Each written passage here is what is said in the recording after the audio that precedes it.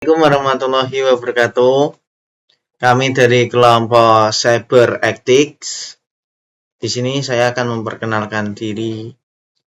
Nama saya Muhammad Hanif Khairullah, NIM saya 2212 4000 1327 dan yang kedua ada Muhammad Rafiq Alfian, NIM saya 22 12 4000 13 19 dan teman saya yang lain ada Nur Muhammad Hanif Abdillah dengan NIM 22 12 4000 13 28 dan Sanabila Aulia Rahma MK 22 12 4000 13 13. Di sini kita akan membahas tentang cyber ethics itu sendiri. Yang pertama, pendahuluan. Nah, di dalam pendahuluan ini yaitu ada dalam era globalisasi dan digitalisasi yang berkembang pesat, teknologi informasi dan komunikasi atau TIK telah menjadi bagian tak terpisahkan dari kehidupan sehari-hari, baik dalam konteks pribadi, profesional, maupun sosial. Penggunaan TIK telah mengubah cara kita berinteraksi, bekerja, dan berkomunikasi. Internet, media sosial, komputasi awam, dan teknologi lainnya telah memungkinkan kita untuk terhubung dengan dunia secara lebih cepat dan efisien. Daripada sebelumnya, penggunaan teknologi tidak hanya membawa manfaat, tetapi juga menimbulkan tantangan etis yang signifikan. Pertanyaan tentang privasi, keamanan data, keadilan akses, kebebasan berbicara, dan tanggung jawab. Penggunaan informasi menjadi semakin relevan dalam konteks dunia digital yang terus berkembang. Oke, kita akan membahas sejarah singkat dari etika cyber. Sejarah etika cyber dimulai seiring dengan perkembangan teknologi komputer dan internet. Pada kode etik pertama yang dirancang untuk para profesional komputer hingga kerangka kerja etika yang diperlukan untuk mengatasi isu-isu digital kompleks saat ini. Perjalanan etika cyber telah mengalami evolusi yang signifikan. Prinsip dalam penggunaan TIK. Prinsip utama dalam etika cyber mencakup konsep-konsep seperti privasi, keadilan, tanggung jawab, kebebasan berbicara, dan keamanan. Diskusi tentang prinsip-prinsip ini akan membantu pembaca memahami landasan moral yang harus dipertimbangkan dalam penggunaan teknologi. Yang kedua, kita akan membahas tentang hubungan antara etika tradisional dan etika cyber. Meskipun etika cyber memiliki karakteristik dan isu-isu khusus, ada juga hubungan yang erat antara etika tradisional dan etika cyber. Konsep-konsep moral yang sudah mapan seperti kejujuran, rasa hormat, keadilan, tetap relevan dalam konteks digital dan perbandingan antar dua dominan ini akan membantu menggali lebih dalam tentang prinsip-prinsip etika yang universal. Skip dulu. Oke. Step 4 ada isu-isu etika utama dalam dunia digital. Yang pertama ada privasi dan keamanan informasi. Privasi dan keamanan informasi adalah dua isu utama yang muncul dalam era digital. Perdebatan tentang sejauh mana kita harus membagikan informasi pribadi kita secara online dan bagaimana kita dapat melindungi data sensitif dari serangan siber menjadi pusat perhatian dalam etika cyber. Yang kedua ada kekayaan intelektual dan hak cipta. Isu kekayaan intelektual dan hak cipta menjadi semakin kompleks dalam lingkungan digital yang mudah direplikasi dan disebarkan. Perlindungan terhadap hak cipta, paten, dan merek dagang menjadi tantangan bagi pemilik hak kekayaan intelektual serta bagi individu dan organisasi yang menggunakan konten digital. Yang ketiga ada etika penggunaan internet dan media sosial. Nah, ini penting nih ya, yaitu penggunaan internet dan media sosial telah memunculkan berbagai isu etis, termasuk penyebaran berita palsu, pelecehan online, dan penggunaan data pengguna oleh perusahaan teknologi. Pertanyaan tentang batas kebebasan berbicara dan tanggung jawab platform digital dalam mengelola konten juga menjadi perdebatan yang hangat. Oke, kita lanjut ke Slide ke-6, cybercrime dan kejahatan daring. Kejahatan cyber seperti pencurian identitas, serangan cyber, dan juga penipuan online menjadi ancaman serius bagi individu dan organisasi di era digital. Tantangan dalam mengidentifikasi dan menanggapi cybercrime, serta mengembangkan sistem hukum yang efektif untuk melawan kejahatan daring menjadi fokus dalam diskusi etika cyber. Tantangan dalam menerapkan prinsip-prinsip etika cyber. Pertama, perubahan teknologi yang cepat dan ketertinggalan regulasi. Perkembangan teknologi yang cepat seringkali melampaui kemampuan regulasi dan kebijakan untuk menanggapinya. Sebagai contoh, teknologi baru seperti kecerdasan buatan dan blockchain memunculkan tantangan baru dalam hal privasi dan keamanan yang mungkin belum diatur secara memadai oleh hukum dan regulasi. Yang kedua, ada kesadaran publik dan pendidikan etika cyber. Kesadaran publik tentang isu-isu etika cyber dan kebutuhan akan pendidikan yang memadai tentang etika digital masih rendah di banyak masyarakat. Kurangnya pemahaman tentang risiko dan dampak negatif dari perilaku online dapat menyebabkan tindakan yang tidak bertanggung jawab dan merugikan. Contohnya tindakan kriminalitas. Ini kita lanjut ke slide ke-8. Yang ketiga, tantangan dalam penegakan hukum dan penegakan etika cyber. Penegakan hukum dalam domain digital seringkali sulit dilakukan karena batasan geografis dan teknis. Keterbatasan sumber daya dan keterampilan di lembaga penegak hukum juga menjadi hambatan dalam menghadapi cybercrime dan pelanggaran etika digital. Yang keempat, perbedaan etika antar budaya dalam penggunaan TIK. Penggunaan TIK dapat sangat bervariasi antara budaya dan negara. Norma-norma etika yang berlaku di satu wilayah mungkin tidak berlaku di wilayah lain. Dan konflik budaya dapat muncul dalam konteks penggunaan teknologi. Memahami perbedaan ini dan menciptakan kerangka kerja yang mengakomodasi pluralitas nilai menjadi tantangan dalam menerapkan prinsip-prinsip etika cyber secara global. Oke, yang ke-9, kita akan membahas tentang pendekatan dan solusi untuk meningkatkan etika cyber.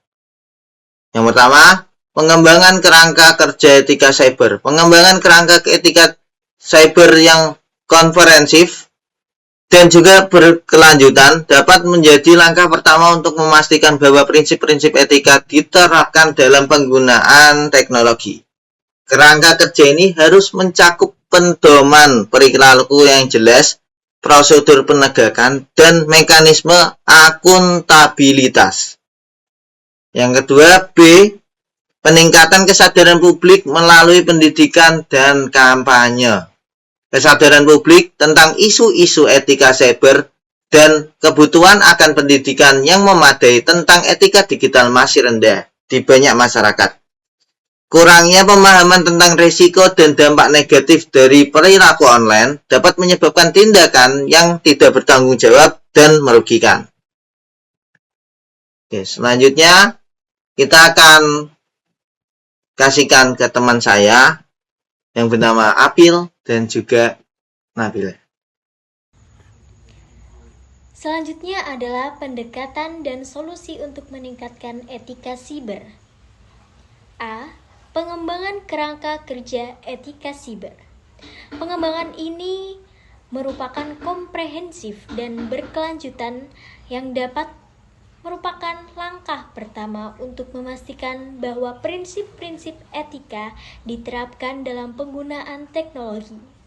Kerangka kerja ini harus mencakup pedoman perilaku yang jelas, prosedur penegakan, dan mekanisme akuntabilitas. B. Peningkatan kesadaran publik melalui pendidikan dan kampanye. Kesadaran publik ini tentang isu-isu etika siber dan kebutuhan akan pendidikan yang memadai tentang etika digital masih rendah di banyak masyarakat. Kurangnya pemahaman tentang resiko dan dampak negatif dari perilaku online dapat menyebabkan tindakan yang tidak bertanggung jawab dan merugikan bagi kalangan masyarakat. C. Kolaborasi antar lembaga dan internasional dalam penegakan etika siber. Kolaborasi ini adalah kolaborasi antara lembaga pemerintah, sektor swasta, dan organisasi internasional yang dapat membantu memperkuat penegakan etika siber secara global.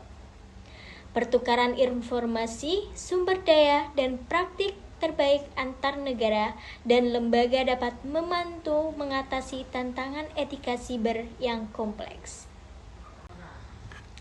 Berikut merupakan contoh studi kasus dan praktik yang terbaik.